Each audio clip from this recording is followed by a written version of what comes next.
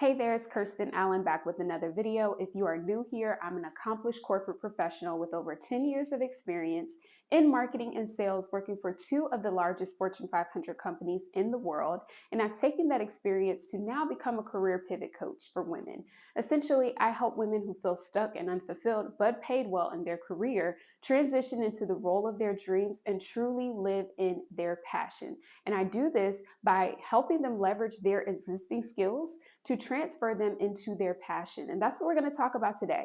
So I have a couple of things that are a little controversial, but I'm sure that you, as the person listening to this video, will get me when I say the things that I'm going to share with you. So let's jump right into the video. All right, so here's the thing. Come in close, lean in, open your mind. You don't need another degree or certification to get into the career of your dreams. Now, I know that you might be like, what? I'm already signed up for my MBA program, or I've already signed up for this boot camp to get this certification, and now you're telling me I don't need it?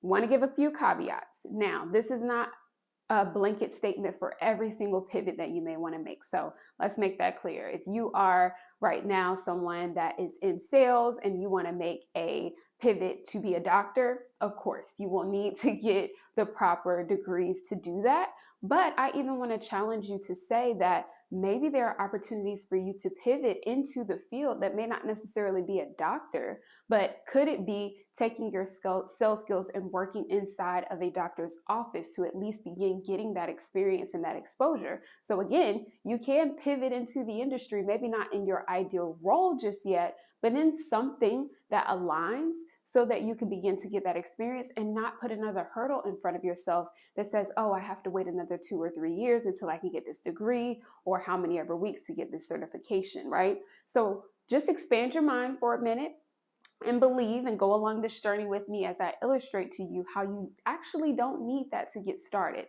So when you're thinking about pivots, most of my people do want to pivot in something that kind of aligns with what they already are doing, right?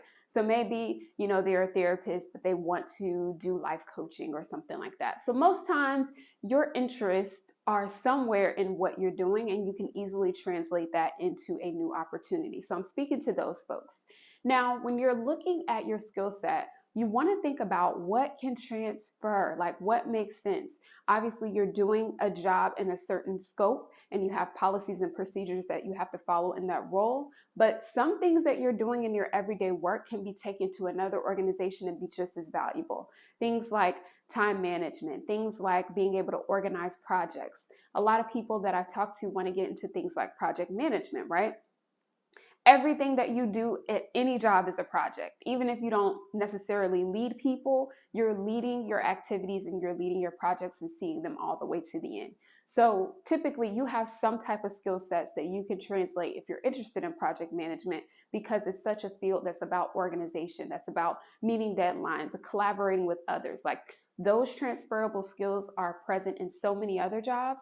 All you have to do is be able to talk about it in a way that makes sense for the role that you're applying for. So you got to get creative. That's the first step to this. Getting creative in what it is that you do and looking at the job description that you're looking to apply to. Another piece that you want to think about when you're getting creative is talk to people who are already in the role. So many people will be open to speaking to you about what skills they use every day, what does their day-to-day look like, what things that they would focus on if they were you. And you can literally take that information and say, okay, here's what I have. Here's what I'm missing. Do I see any gaps between what I'm doing now and what I would like to do in the future? And how can I blend those things together? And I know you can do this because I've done it myself. So let me tell you a little bit about my story, especially if you're new. So during the pandemic time, I got pregnant with my son and I ended up having him in 2021. I was in a high pressure sales job, traveling twice a month to meet customers on different campuses across all of the Northeast of the US. And though I enjoyed it, it was a job that fit me before I had a child, right? So thankfully, once I did find out I was pregnant, we shut travel down anyway. But as I began to think about going back to work and ending my maternity leave, I had a gracious 6-month maternity leave. And so as I was returning back to work, I started thinking like, okay, I have this son now.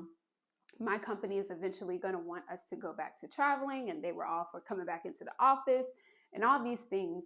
and just becoming a mom had changed my perspective of, wanting to keep my son at home, wanting to be available for him, and also just wanting to keep him protected and safe and keep myself protected and safe so I can be there for him. So there were a few things swirling in my mind where I knew that this particular position would not be a good fit for me moving forward. And so I tried to kind of find some things internally and see if there was anything to match me. But unfortunately, the opportunity didn't present itself to move at that time. And I knew for me, I needed to make a change. So although the company didn't have an opportunity for me to move in that area, I didn't let that stop me because I knew that I needed to step out and do something different for my own personal well-being and my own family.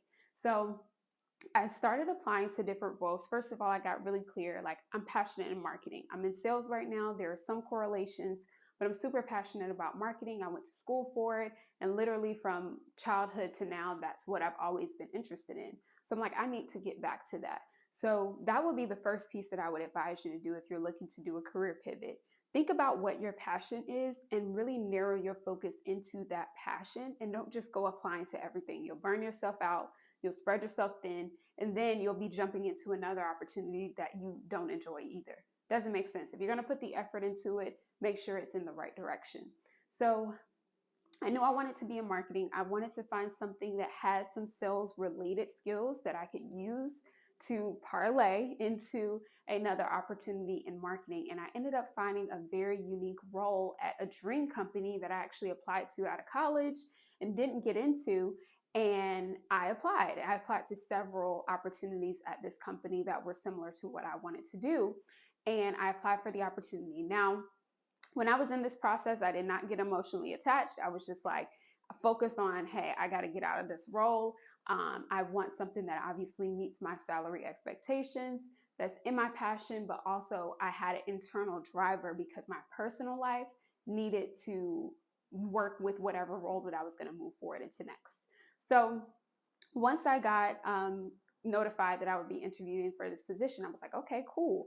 My LinkedIn and everything was very laid out. I went through the interview with the recruiter. I met the hiring manager. I met the team. And one of the key things that helped me get even into this opportunity was that I opened my mind to different types of careers. I didn't say, oh, I just want to be a social media manager. Oh, I just want to be a marketing specialist. I said, I'm open in terms of role title. I'm really looking at the description to see if my skill set measure up with what I'm looking to do in my passion areas. So if I was to coach you, I would first suggest when you're moving into your passion to look at things as a description. What are the things that you like to do? What are the areas you feel energized by? And find roles that may not be the title that you think, but actually have those the descriptions and responsibilities that you're looking for. That will open you up to more opportunities that are still aligned and narrow, but not just by title, because sometimes the title of something at one company can be completely different at another. So you really got to look in detail to the descriptions and open your mind and say, okay, if I really like helping people, I could be in marketing, but I could also be in sales. So let me look at further narrowing this down to, do I want to be customer facing or do I want to be behind the scenes? So you got to look at all different areas of how you want your career to be set up. You don't have to get overwhelmed with this, right? But just have a good basis of what you want to apply for and what makes sense for you in your career. So I can talk about interview skills in another video, but essentially I went all out for my interview. I did what I call, or what most people call, a 30, 60, 90-day plan in the interview. So I approached it as if I already had the job. Like, here's the things that I would do starting from scratch. And obviously, some of that stuff was not well informed because I wasn't necessarily in the company to see all of the things that needed to be fixed. But based on my research, which I could do a whole video on doing company research, and through the interviews that I had been through prior to meeting with the hiring manager, I was able to put a great picture in place that was knowledgeable from my perspective as an outsider of what I would do to impact the company in those first 30, 60, and 90 days. So that is how I essentially landed the role. And a little fun fact, I actually applied for another position within the same company, like I mentioned, and moved all the way to the finals with that one as well. So I literally got to choose which role I wanted within this company, which was a great position to be in. I was able to negotiate the salary that I wanted, and this job has freed me up to continue to keep my son at home with me. So it's a complete work from home job, never coming to the office. I was able to move to my dream city and didn't have to worry about finding a new job. And this job is way less stressful. There's no travel.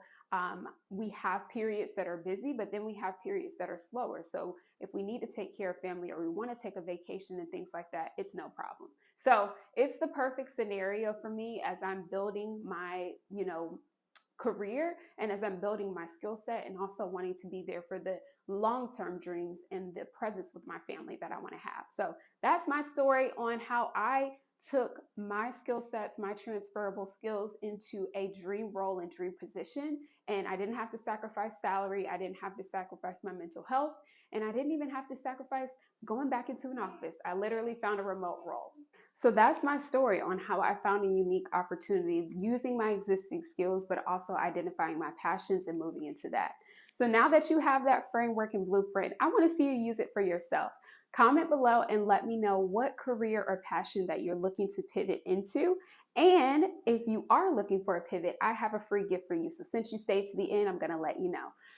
A part of this pivot journey, and once you really identify where you want to move, you need to start building your brand, you need to start networking, and you need to open yourself up to opportunities. One of the best ways to do this is on LinkedIn, especially if you don't have a strong connection or network. If you want to build that, LinkedIn is a great place to start building that network. Now, before you go and adding connections, you want to make sure that your profile is optimized to be found, where people can easily understand what it is that you do and connect with you. So in order for you to do that, I created a free checklist to optimize your LinkedIn to attract your dream collaborators, hiring managers, and recruiters. Just a little side note, I was a LinkedIn Sales Navigator trainer, so I've been trained on the platform from the company themselves, and I've been on LinkedIn since forever, probably over 10 years at this point. And I've taken all of that expertise and put it into this checklist and created my own formula. So it's 5 steps, 5 layers that I call them that you go through on your profile, and I give you the steps to update them. And guess what? I also give you a video walkthrough. So you have a video training to go along with the checklist so that you can easily update your profile and get ready for those connections. So if you're like, yes, I need to update my LinkedIn, I want to be able to be stronger over there and have a better presence, then go down in the comments, click the link, and then you can easily download it. It'll be sent straight to your inbox, and then you'll also have access to the video. All right, so I'm looking forward to seeing your amazing LinkedIn profiles. Don't forget to connect with me. I'm Kirsten Allen on LinkedIn, and I will see you in the next video. Talk soon.